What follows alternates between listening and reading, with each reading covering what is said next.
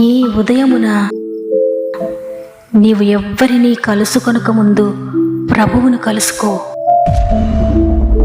నీవు ఎవ్వరినీ చూడకముందు ప్రభువును చూడు.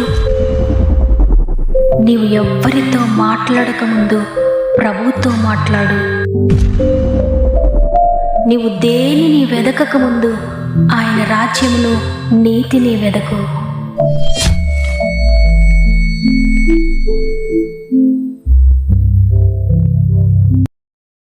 Praise the lord. ఈ ఉదయకాలమున గాడ్ ఫస్ట్ అనే వాగ్దాన కార్యక్రమానికి మిమ్మల్ని మీ కుటుంబాలను మరొకసారి ప్రేమతో ఆహ్వానిస్తూ ప్రభు నామంలో మీ అందరికీ నా యొక్క ప్రత్యేకమైన శుభములు తెలియజేస్తూ ఉన్నాను. ఈ ఆదివారమున మీరంతా ఎలా ఉన్నారు ప్రియ దేవుని బిడ్డలారా? ఉదయాన్నే లేచారా?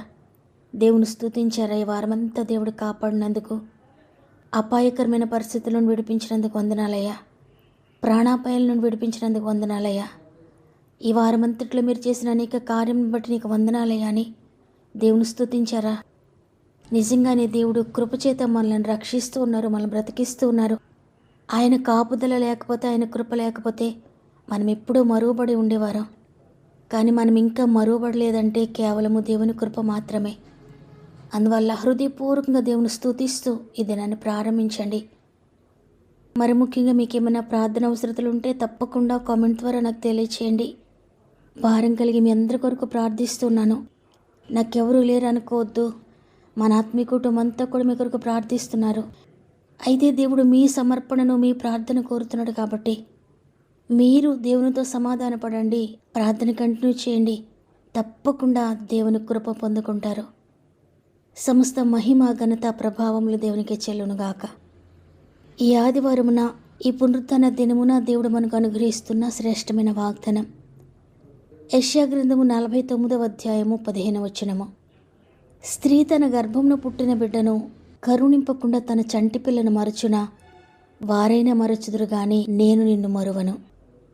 ఈరోజు ఈ వాగ్దానాన్ని వింటున్న ప్రియ సహోదరి, ప్రియ సహోదరుడా, ఎవరో మర్చిపోయారని, ఎవరో నిన్ను గుర్తించడం లేదని, ఎవరో నీకు సపోర్ట్ చేయడం లేదని, ఎవరో నీకు ఫోన్ చేయడం లేదని, ఎవరో నిన్ను ప్రక్కన పెట్టారని బాధపడుతున్నారా? లేదు. స్త్రీ అయినా తన చంటి పిల్లను మర్చిపోతుంది, కానీ నేను మాత్రం నిన్ను ఎప్పటికీ మర్చిపోను అని నిన్ను సృష్టించిన ప్రభువు ఈరోజు నీకు తెలియజేస్తున్నారు. ఈ లోకంలో ప్రేమలన్నిటిలో కూడా మహోన్నతమైన ప్రేమగా గుర్తించేది తల్లి ప్రేమ. ఎందుకంటే తల్లి తన బిడ్డ కొరకు ఎన్నో కోల్పోతుంది, ఎన్నో త్యాగాలు చేస్తుంది. ఎంతో సాక్రిఫైస్ అయితేనే కానీ బిడ్డకు జన్మనివ్వలేదు. నిద్ర మానుకుంటుంది, ఆహారం మానుకుంటుంది. తను మర్చిపోయి తన పిల్లల కోసం త్యాగమైపోతుంది తల్లి. అందుకే ప్రేమకు నిదర్శనంగా తల్లి ప్రేమను చెప్తూ ఉంటారు. అయితే ఇక్కడ వాక్యము తల్లి ప్రేమను ఉదహరిస్తూ అంతకు మించిన ప్రేమను గురించి తెలియజేస్తుంది. అంతగా నిన్ను పట్టించుకొని, నిన్ను ప్రేమించి, నీ కొరకు జాగ్రత్త తీసుకొని, నీ కొరకు త్యాగమైపోయిన తల్లైనా ఏదో ఒక సమయంలో నిన్ను మర్చిపోతుంది. ఎప్పటికైనా నేను విడిచిపెట్టి వెళ్ళిపోతుంది, నిత్యము నీతో ఉండదు. కానీ నేను మాత్రం ఎప్పటికీ నిన్ను విడిచిపెట్టను, నిత్యము నీతో ఉంటానని దేవుడు వాగ్దానం చేస్తున్నారు. ప్రభువు నిన్ను మర్చిపోకుండా ఉండడానికి కారణం ఏంటంటే, చూడండి, యోహాను సువార్త 1వ అధ్యాయము 12-13 వచనాల్లో వ్రాయబడి ఉంది. తన్ను ఎందరు అంగీకరించిరో వారికందరికీ, అనగా తన నామమునందు విశ్వాసం ఉంచిన వారికి దేవుని పిల్లలగుటకు ఆయన అధికారం అనుగ్రహించెను. వారు దేవుని వలన పుట్టిన వారే కానీ రక్తము వలనైనను, శరీరేచ్ఛ వలనైనను, మానుషిచ్చ వలనైనను పుట్టినవారు కారు. ఆయనను ఎందరు అంగీకరిస్తారో, అయ్యా మీరే నా రక్షకుడు, మీరే నా దేవుడవు, మీరే నా తండ్రివి, మీరే నాకు ఆశ్రయము, నా దుర్గము, నా కేడమని ఎంతమంది ఆయనను రక్షకుడిగా అంగీకరిస్తారో, విమోచకుడిగా అంగీకరిస్తారో, ఆయన యందు విశ్వాసం ఉంచిన వారందరూ ఆయన పిల్లలు అవడానికి అధికారం పొందుకుంటారు. సృష్టికర్త బిడ్డలుగా ఉండటానికి ఆయన అధికారం అనుగ్రహించాడు. అందుకే ఆయన బిడ్డలమైన మనలను ఎప్పటికీ ఆయన మర్చిపోలేడు, ఎప్పటికీ విడిచిపెట్టి వెళ్ళిపోలేడు. కాబట్టి ఈ లోకం నిన్ను మర్చిపోయినా, తల్లిదండ్రులు నిన్ను విడిచిపెట్టి వెళ్ళిపోయినా, నీ బంధువులు నిన్ను విడిచిపెట్టినా, నువ్వు నమ్ముకున్న భర్త లేక నీ భార్య నిన్ను విడిచిపెట్టి వెళ్ళిపోయినా, నీ బిడ్డలు నీకు దూరం అయిపోయినా భయపడొద్దు. ఎందుకంటే ఈ లోకంలో ఎవ్వరు నిన్ను మర్చిపోయినా, ఎవ్వరు నిన్ను విడిచిపెట్టినా, నువ్వు నమ్మిన యేసే మాత్రం నిన్ను ఎప్పటికీ మరువడు, విడువడు. చూడండి, సమూయేలు ప్రవక్త యెష్షయి కుమారుల్లో ఒకరిని అభిషేకించడానికి వస్తాడు. యెష్షయితో చెప్తాడు, నీ కుమారుల్లో ఒకరిని అభిషేకించడానికి నేను వస్తున్నాను, అందువల్ల నీ కుమారులందరినీ నా దగ్గర తీసుకురా అని చెప్పినప్పుడు యెష్షయి తన భార్య తన కుమారులందరినీ ఉంచుతారు, తన కుమారులందరినీ తీసుకొస్తారు. కానీ కడసారి వాడైన దావీదుని మాత్రం మర్చిపోతారు. దావీదుని మాత్రం గొర్రెల దొడ్లోనికి పంపివేస్తారు. ఎందుకంటే వారి మనస్సుల్లో ఉంది, దావీదు పనికిరాని వాడు కదా, గొర్రెలను కాసేవాడు కదా, చదువులేనివాడు కదా, ఇటువంటి వాడిని ఎవరు రాజుగా అభిషేకిస్తారో అని దావీదును పూర్తిగా మర్చిపోయారు. సమూయేలు ప్రవక్త కూడా యెష్షయి కుమారుల యొక్క అందాన్ని చూచి, రంగును చూచి, ఎత్తును చూచి, దేవుడు ఏర్పరచుకున్నవాడు ఇతడేనేమో అని అభిషేకించడానికి ప్రయత్నిస్తాడు ఒక్కొక్కరిని. అయితే దేవుడు నేను వీరిని కోరుకోలేదంటాడు. వారందరూ అయిపోయిన తర్వాత నీకు ఇంకా ఎవరైనా కుమారులు ఉన్నారా అని సమూయేలు ప్రవక్త యెష్షయిని అడిగినప్పుడు యెష్షయి అంటాడు, అవును, కడసారి వాడు ఒకడు ఉన్నాడు అని. అయితే సమూయేలు ప్రవక్త దావీదుని పిలిపించి, దావీదు ఇంకా దూరంగా ఉండగానే దేవుడు నేను అభిషేకించబడిన వాడు వస్తున్నాడు, లేచి నిలబడు అనగానే సమూయేలు లేచి నిలబడతాడు. దావీదుని అభిషేకిస్తాడు రాజుగా. చూడండి, దావీదును కన్న తల్లి మర్చిపోయింది, కన్న తండ్రి మర్చిపోయాడు. కానీ నిజమైన కన్న తండ్రి మాత్రం దావీదుని మర్చిపోలేదు. అందరి చేత మరుగుపడిన వాడుగా, పనికిరాని వాడుగా ఉన్నాడు. కానీ దేవుడు ఆ పనికిరాని వాడిని ఎన్నుకుని గొప్ప రాజుగా అభిషేకించాడు.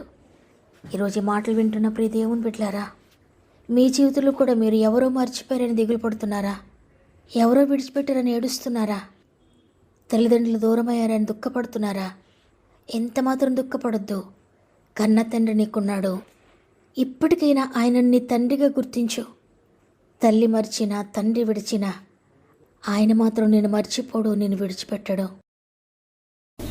భయపడకు, నీ పేరుతో నేను పిలిచితి, నీ పాప భారాన్ని నీ మోసితి, నీ శ్రమలోర్చితి, నీకై మరణించితి, నిన్ను బ్రతికించితి.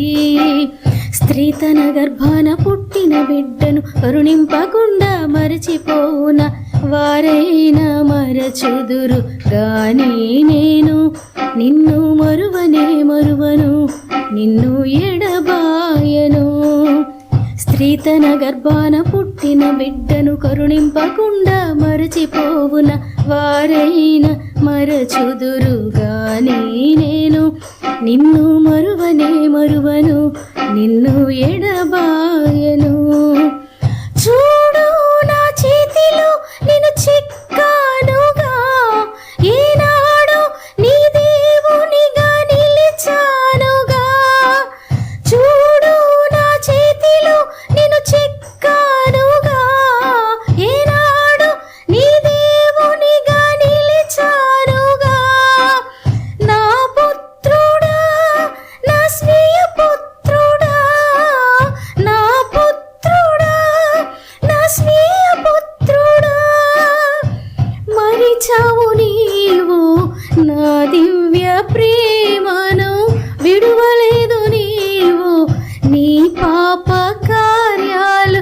భయపడకు, నీ పేరుతో నేను పిలిచితి, నీ పాప భారాన్ని నే మోసితి, నీ శ్రమలోర్చితి, నీకై మరణించితి, నిన్ను బ్రతికించితి. ప్రేమగల తండ్రి, నీకు వందనాలు. నీ ఉచిత కృపను బట్టి గతించిన వారమంతా మాకు తోడుగా ఉండి, అనేక భయముల గుండా, అనేక ఒడిదుడుకుల గుండా మేము ప్రయాణించిన తోడుగా ఉండి వారమంతా నడిపించి అద్భుతమైన వాగ్దాన్ని అనుగ్రహించారు. ఎవరో మర్చిపోయారని బాధపడుతున్నారా? బాధపడద్దు. స్త్రీ తన గర్భమును పుట్టిన బిడ్డను కరుణింపకుండా తన చంటి పిల్లను మరచునా వారైనా మరచుదురు కానీ నేను నిన్ను మరువను.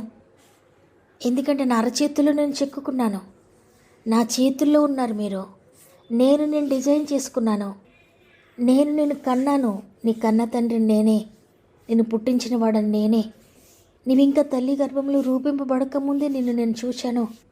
నేను ఏర్పాటు చేసుకున్నానని వాగ్దానం చేస్తున్నారు. పరిశుద్ధాత్ముడా, ఎంతమంది నిరాశలో ఉన్నారు ఈ ఉదయాన, ఎంతమంది బాధలో ఉన్నారు ఈ ఉదయాన, ఎంతమంది ఏడుస్తూ ఉన్నారు ఈ ఉదయాన, ప్రతి ఒక్కొక్కరిని నీ గాయపడిన చేతులకు అప్పగించుకుంటున్నానయ్యా. వారి దుఃఖానికి కారణం ఏదైనా, ఎవ్వరు వారిని మర్చిపోయినా, ఎవ్వరు వారిని విడిచిపెట్టినా మీరు మాత్రం వారికి తోడుగా ఉంటున్నందుకు వందనాలు. వారికి సహాయకుడిగా ఉంటున్నందుకు వందనాలు తండ్రి. ప్రాముఖ్యంగా ఎంతోమంది సమస్యలు శోధనలో ఉండి వారి ప్రార్థన విన్నపములు తెలియజేస్తున్నారయ్యా. ప్రతి ఒక్కొక్కరిని కూడా జ్ఞాపకం చేసుకోండి. ప్రతి కామెంట్ మీద యేసుని రక్తాన్ని ప్రోక్షించుకుంటున్నా. ప్రతి ఒక్కొక్క సమస్య మీద యేసు రక్తాన్ని ప్రోక్షించుకుంటున్నా. వారి సమస్య చిన్నదైనా పెద్దదైనా ఏ పరిస్థితి అయినా కూడా వారికి మీరు తోడుగా ఉండి నడిపిస్తున్నందుకు వందనాలు. వారి జీవితంలో అనేక అద్భుతాలు ప్రారంభించినందుకు వందనాలు. వారి జీవితంలో వారు అనుకున్నని కార్యము మీరు జరిగిస్తున్నందుకు వందనాలు తండ్రి. ఈ దినమును ప్రారంభిస్తూ ఉండగా ఈ దినమంతా మీరు తోడుగా ఉండి నడిపించండి. వారు చేసే ప్రతి ప్రయత్నము మీరు సఫలపరుస్తున్నందుకు వందనాలు చెల్లించుకుంటూ యేసయ్య పరిశుద్ధమైన నామములో అడిగి వేడుకొంచున్నాను తండ్రి. ఆమేన్. ఈరోజు ఈ వాగ్దానాన్ని విన్న ప్రియ సహోదరి, ప్రియ సహోదరుడా, దేవుడు నిన్ను విడిచిపెట్టలేదు. ఆయన నిన్ను గురించి జాగ్రత్త తీసుకుంటున్నారు. అందుకే ఈరోజు మరలా నీతో మాట్లాడారు. నేను నిన్ను మర్చిపోలేదు, నిన్ను విడిచిపెట్టలేదని. వాగ్దానం చేసిన దేవుడు నమ్మదగిన వాడు. అందువల్ల ఎవరో నిన్ను విడిచిపెట్టారని, ఎవరో నిన్ను మర్చిపోయారని, నీకు దూరం అయ్యారని భయపడొద్దు, బెంగపెట్టుకోవద్దు. నిన్ను సృష్టించిన సృష్టికర్త నీకున్నాడు. ఆయన నీకుండగా ఈ లోకంలో ఎవరున్నా ఎవరు లేకపోయినా పర్వాలేదు. కాబట్టి భయపడక ఈరోజు దేవునికి సమర్పించుకోండి. ఈ వాగ్దానం నా కొరకే, నా జీవితం ఇలానే ఉందన్న వారందరూ నా కొరకే అని కామెంట్ చేయండి. మీ ఇష్టాన్ని తెలియజేస్తూ తప్పకుండా వాగ్దానాన్ని లైక్ చేయండి. మీకు అనుకూలమైతే మీకు తెలిసిన వారందరికీ షేర్ చేయండి. దేవుని మాటలు షేర్ చేస్తున్న మిమ్మల్ని, మీ కుటుంబాలను దేవుడు అత్యధికంగా దీవించి ఆశీర్వదించునుగాక. దేవుని చిత్తమైతే తిరిగి రేపు అందరం కలిసి ఆయనను స్తుతిందాం. అంతవరకు ప్రభు మీకు, మీ కుటుంబాలకు తోడు ఎండ నడిపించునుగాక. God bless you.